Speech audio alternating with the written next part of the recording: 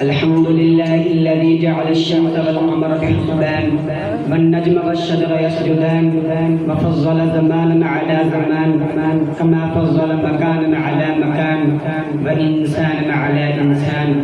أما بعد فأعوذ بالله من الشيطان الرجيم. بسم الله الرحمن الرحيم. واعتصموا بحبل الله جميعا ولا تفرقوا.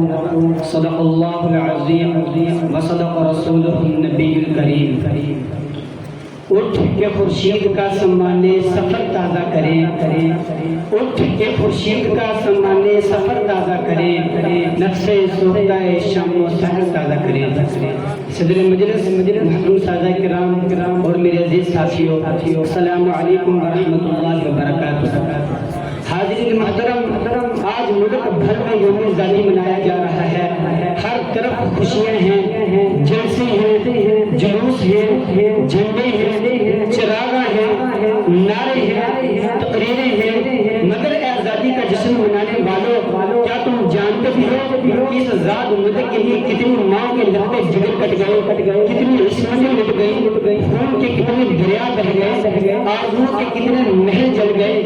آزادی کی شراکت پر تھرکنے والوں، کیا تم جانتے بھی ہو کہ آزادی کیا ہے؟ کیا آزادی یہ ہے کہ ہم جو چاہے کھائیں، جو چاہے پیئیں، جو چاہے پہنے، جیسے چاہے زندگی گزارے؟ کیا آزادی یہ ہے کہ ہم ماں بہن کا فرق مٹا دیں، پردہ ہٹا دیں، فحاشی کو عام کر دیں؟ کیا آزادی یہ ہے کہ ہم سود کو حلال کر دیں، شراب اور جوا کو عام کر دیں؟ کیا آزادی یہ ہے کہ ہم جیسے چاہیں کھلیں، ناچیں، گائیں اور دھوم مچائیں؟ کیا آزادی یہ ہے کہ ہم جس کا چاہیں گلا کاٹ دیں، جس کی چاہیں عزت لوٹ لیں، جس کا چاہیں حق دبا لیں؟ ارے میرے دوست، یہ آزادی نہیں. اگر یہ آزادی ہے تو یہ آزادی ہمیں ہندوستان میں بھی حاصل تھی. وہاں بے پردگی کی آزادی تھی، سود خوری اور شراب نوشی کی آزادی تھی، فحاشی اور بدماشی کی آزادی تھی. پھر ہم نے کیوں لاکھوں بچے یتیم کروائے، کیوں ہزاروں بہنوں اور بیٹیوں کی عصمتیں بمال کروائیں؟ اللہ کے بندوں، ہم نے تو آزادی اس لیے حاصل کی تھی تاکہ ہم انسانوں کی غلامی سے آزاد ہو جائیں اور صرف اللہ کی غلامی کا توق اپنے گلے میں ڈال لیں. لیکن ذرا رک کر سوچئے، کیا یہ مقصد پورا ہو گیا یا باقی ہم آزاد ہو چکے ہیں؟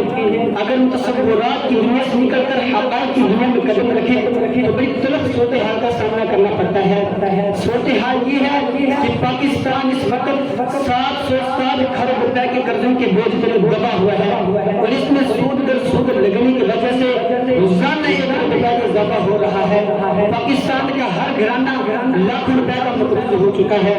کیا آپ کو معلوم ہے کہ یہ قرضے کیوں لیے جا رہے ہیں؟ یقین جانیے کہ یہ قرضے صرف افسروں، وزیروں اور حکومتی عہدیداروں کی عیاشیوں کے لیے جا رہے ہیں. آپ نے عیاشیوں کا اندازہ اس بات سے لگائیے کہ صرف وزیر اعظم کے دفتر میں کام کرنے والوں کے افراد کی تعداد 600 سے زائد ہے. آج یوں محسوس ہوتا ہے کہ چند سو کامکاروں نے اپنی حوث کی خاطر ملک کو ورلڈ بینک اور IMF کے پاس بندی رکھ دیا ہے. غالب نے کہا تھا کہ دھار کی پیتے چنے اور کہتے تھے رنگ لائے گی ہماری فاقہ مستی ایک دن، تو ہماری فاقہ مستی رنگ لا چکی ہے.